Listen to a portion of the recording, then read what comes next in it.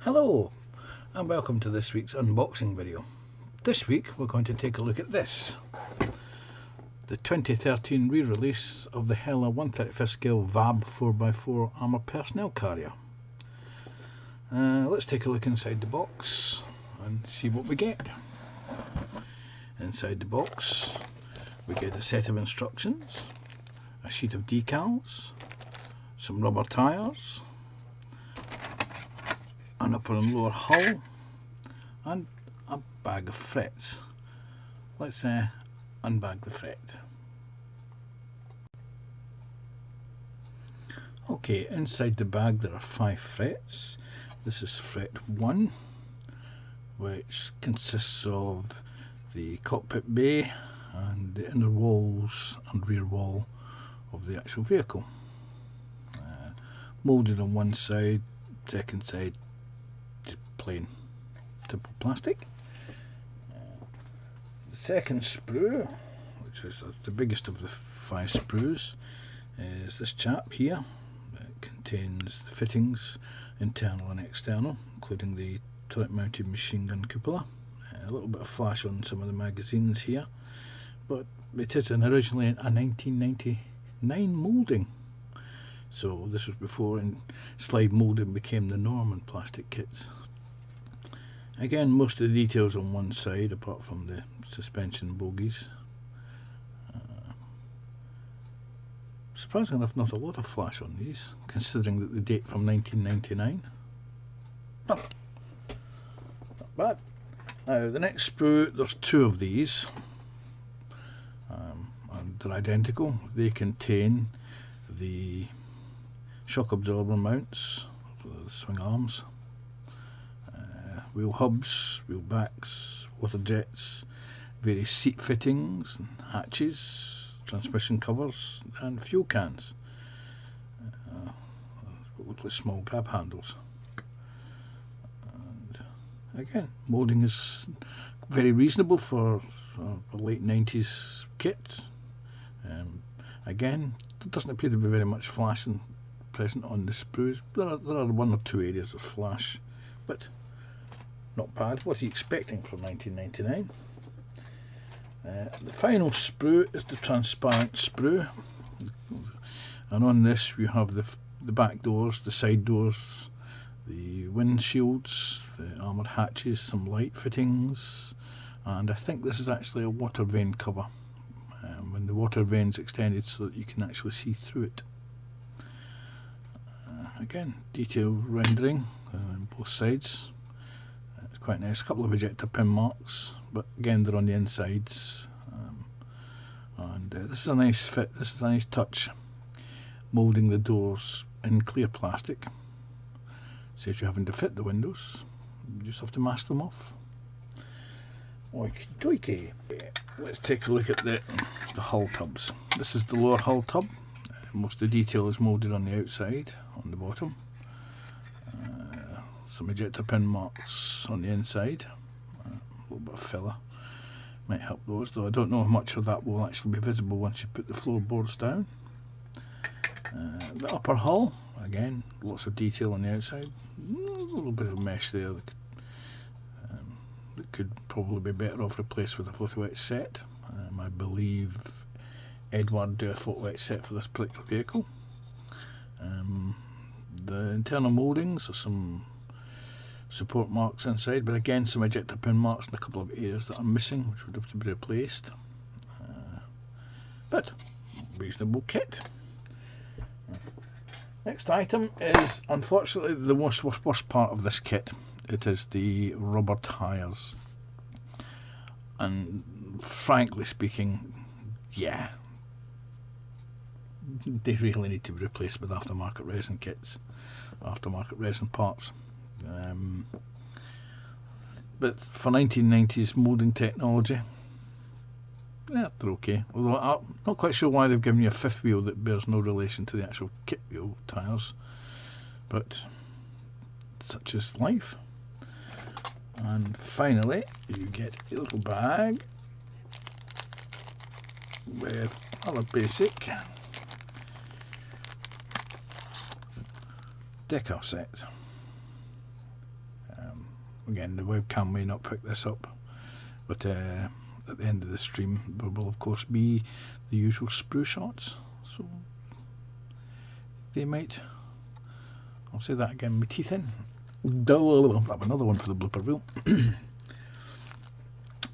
And in the little bag you get a set of decals. Not a lot of markings, some registration plates, a name, some bridging markings, and some various other marks. Not quite sure what they're for. Again, though, the camera may not pick these up nicely, but at the end of the video there will be the sprue shots and there will be a close-up photograph of the decals in there. But surprisingly enough, they're actually all on register and look reasonably good. Where did I put the instructions? The instructions, oh dear, pause at this point. The instructions are laid out in booklet format. You can tell this is an old kit, my stash. The staples have rusted away. They're laid out in various languages with the basic introduction to the history of the vehicle and some of the data concerning the vehicle. The idiot guide on how to build models, colour callouts and paints. They call them out in Heller paints, which are ironically enough the same as the Humble paints, since the two companies were very close together. So if you've got a colour conversion set, if you don't like using Humble enamels, you can move them over to various other company paints as you see fit. Step 1 is assembling of the lower hull and some of the wishbone suspension. Step 2 is fitting the gearboxes. Step 3 is assembling the side storage units and the water jets. Step 4 is assembling of the mechanism and the backs of the wheels. Step 5 is attaching more rods and sods to the bottom of the vehicle. Step 6 is fitting of some of the internal components and the floorboards and the jerry cans and the racks underneath the vehicle. Step 7 is fitting of the seats, the seat backs. Step 8 is fitting of the floorboard and the seat fittings on the other side. Stage 9 is fitting the opposite side seats and the engine firewall and floor plate connecting the troop compartment with the crew compartment. Stage 10 is fitting up the crew compartment. Step 11 is some internal fittings on the hull, on the inside roof. Stage 12 is fitting of the armoured cupola. Stage 13 is exhausts and some external tool fittings. Stage 14 is fitting the armoured windows and the doors and some more of the top fittings. Step 15 is fitting the front windshields and the armour plate coverings and the top hatches. Stage 16 is doing the same as stage 15 on the reverse side. Stage 17 is again fitting more grab handles and additional features on the top of the hull. Stage 18 is the hull ball plate. Stage 19 is fitting the rear hull and the rear armoured doors on.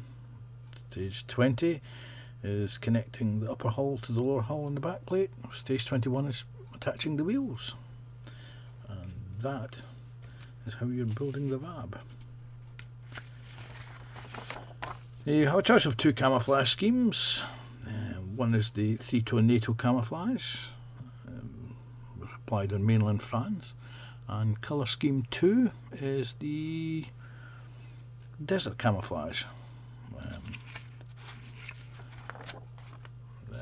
There we go, and the final page is actually a parts layout diagram explaining what you get in the kit. And there we are.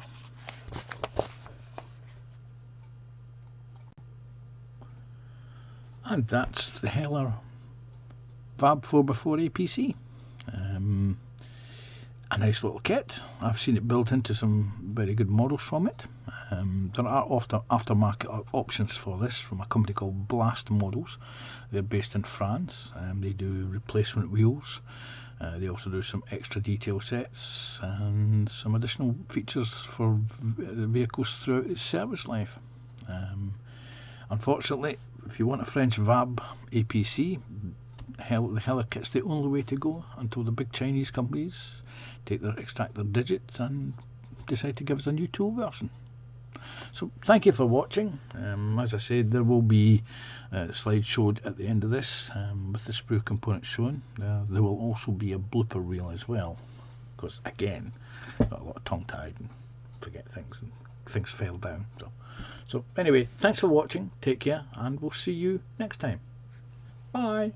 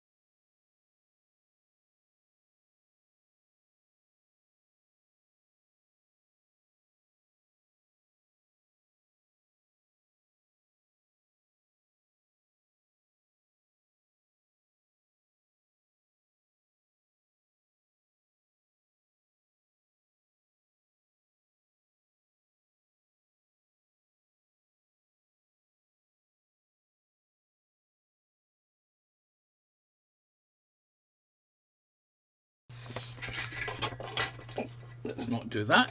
Let's try that again. Then we've got the upper and lower hull tubs. Oops.